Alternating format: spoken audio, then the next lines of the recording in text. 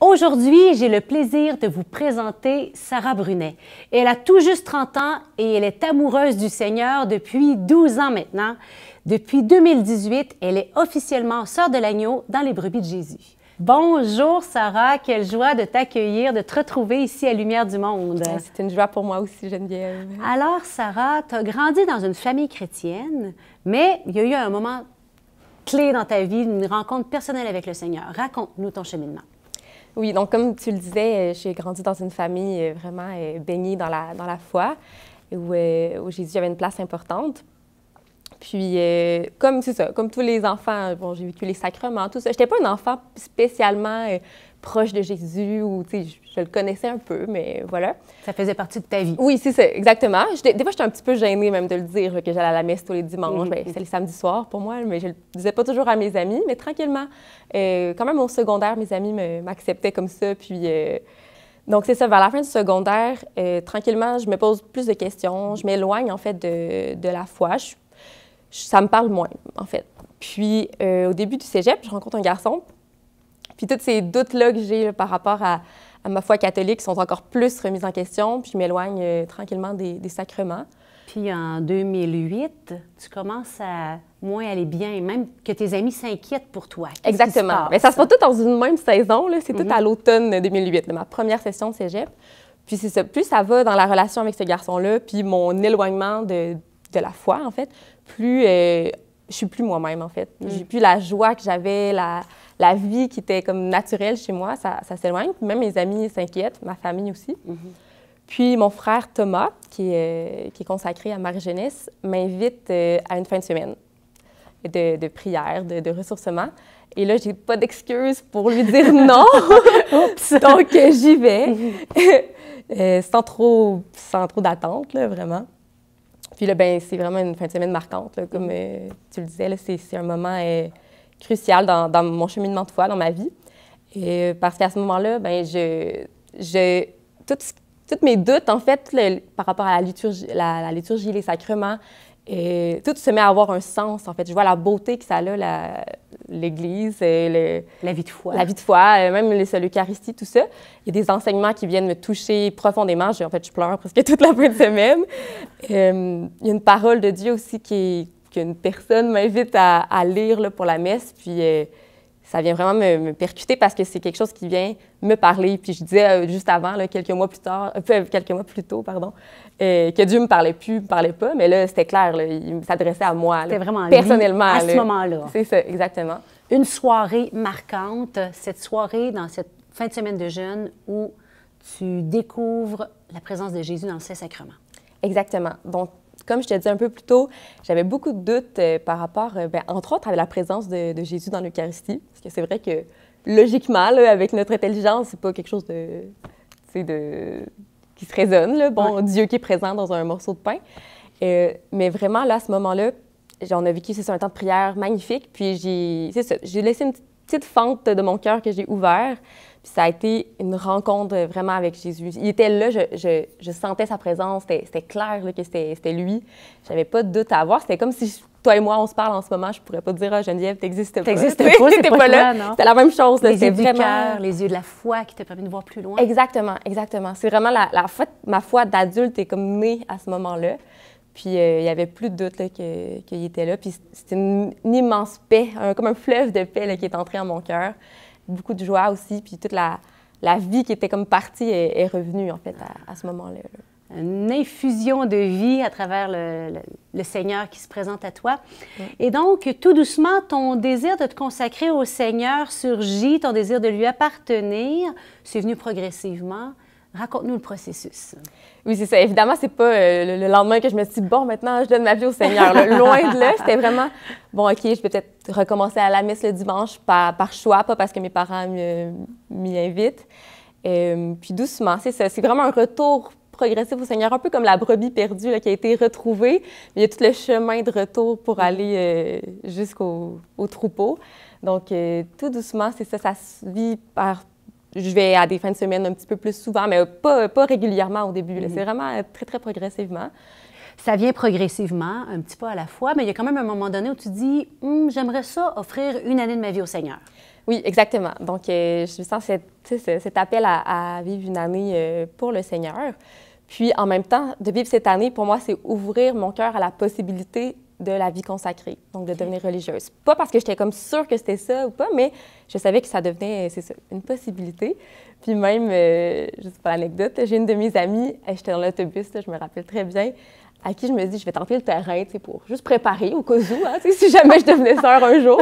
Donc, j'ai dit, Julie, qu'est-ce que tu dirais si je devenais religieuse? Puis elle est comme, mais voyons donc, Sarah, t'es tellement joyeuse, vivante, tu sais, il semble que ça ne fit pas avec toi. Puis j'étais comme, non, j'en connais des comme ça, là, il n'y a pas de...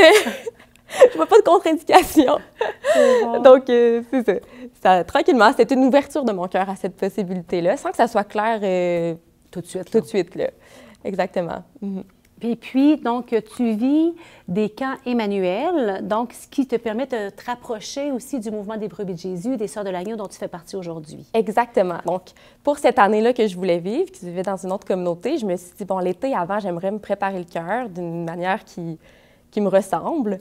Et en tout cas, un concours de circonstances fait qu'on me parle des camps Emmanuel, donc des camps dans le mouvement des Brebis de Jésus, des camps avec la foi vraiment au centre, la parole de Dieu au centre. Donc, je fais les démarches pour y participer, puis je deviens animatrice dans ces camps. Puis c'est vraiment c'est une découverte, là, parce que je ne connaissais pas les Brebis de Jésus, je ne connaissais pas non plus les Sœurs de l'Agneau. Donc, il y avait Marie-Lou qui était ma responsable, Sœur Marie-Lou, que j'ai rencontrée cet été-là. Puis ça a été vraiment wow, là, c'était une découverte de ce mouvement-là, puis cette manière-là aussi de s'offrir au Seigneur. Oui, c'est ça. Puis vraiment, pour les enfants. Puis moi, depuis que j'étais petite, je m'étais dit, je ne sais pas encore ce que je veux faire dans la vie. Je sentais qu'il y avait quelque chose de grand qui m'attendait, mais sans trop savoir quoi. Mais c'était clair que c'était auprès des enfants.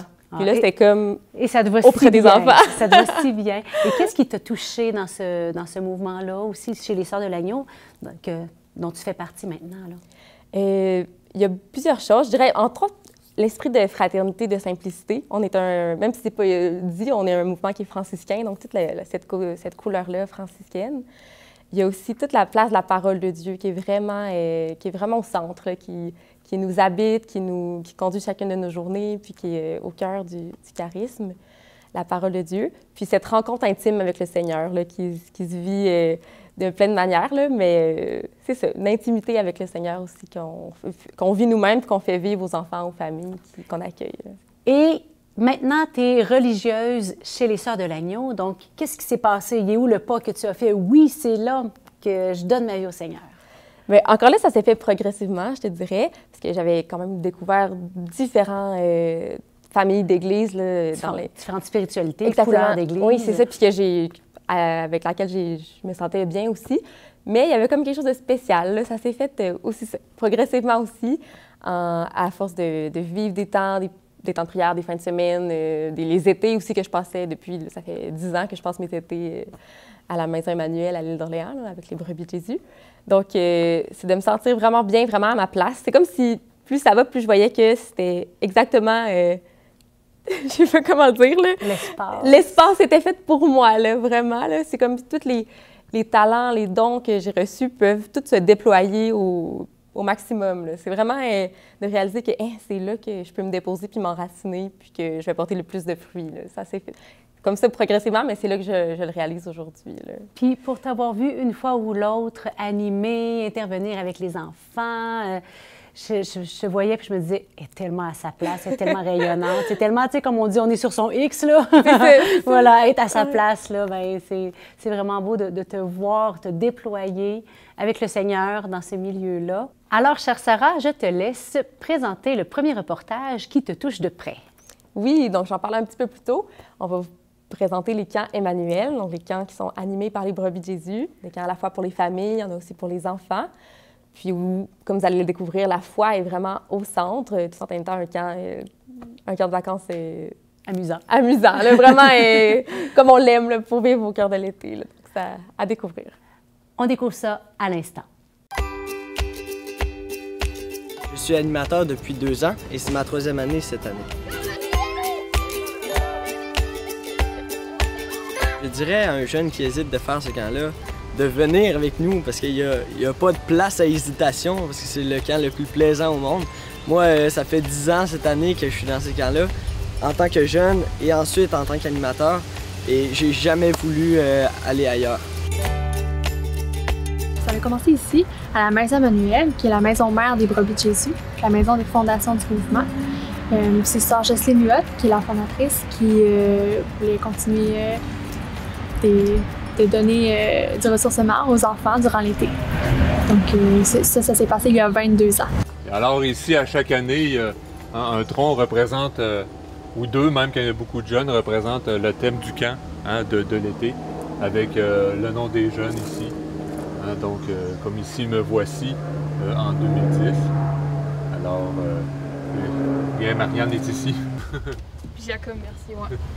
Alors, on en a un peu partout, là. C'est une recherche archéologique. C'est d'offrir un lieu de ressourcement pour les enfants, les familles, puis les adolescents, mais aussi pour tous les missionnaires, donc les animateurs qui travaillent. C'est un lieu de ressourcement puis de fraternité pour les jeunes. Cette année, on est une grosse équipe. On a 25 animateurs à peu près, donc séparés en 3 équipes.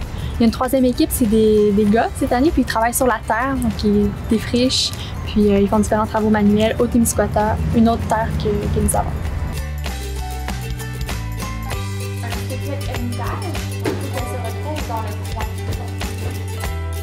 Pour vous, personnellement, on va passer chacun votre tour. Qu'est-ce qui serait des obstacles, des défis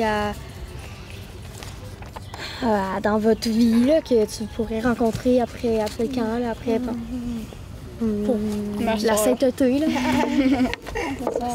Non, mais des obstacles qui t'empêcheraient de devenir saint, qui te rendraient la chose plus compliquée. T'es chicané parfois? Ben, c'est ça, la chicane. Ça pourrait t'empêcher.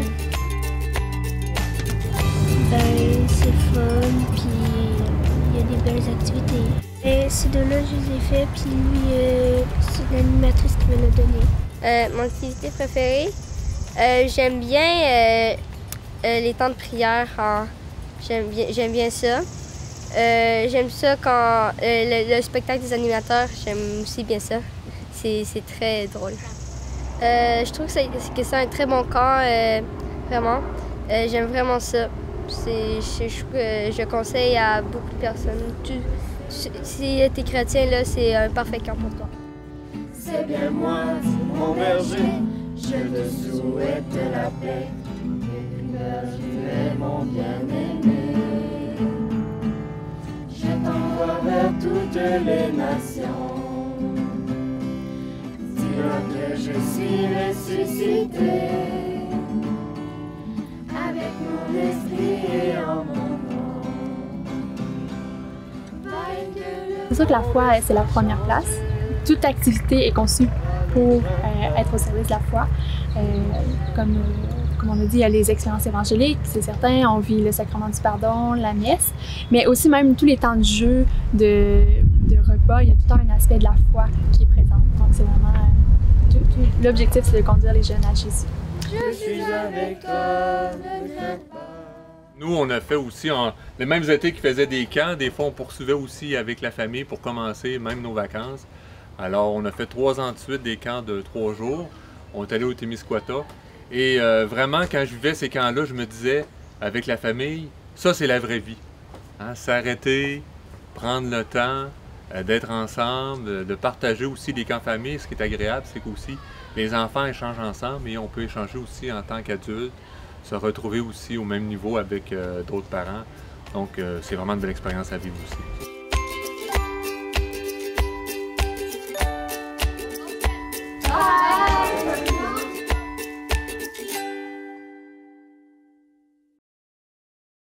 Alors, ça donne le goût, ces beaux camps-là. Je pense que je vais m'inscrire au camp des tout-petits. Bon, malgré la pandémie, là, sans blague, malgré la pandémie, cet été, il y aura des camps Emmanuel. Comment ça va se passer dans le contexte actuel? Oui, donc c'est ça. Comme tu dis, c'est sûr qu'il y en a.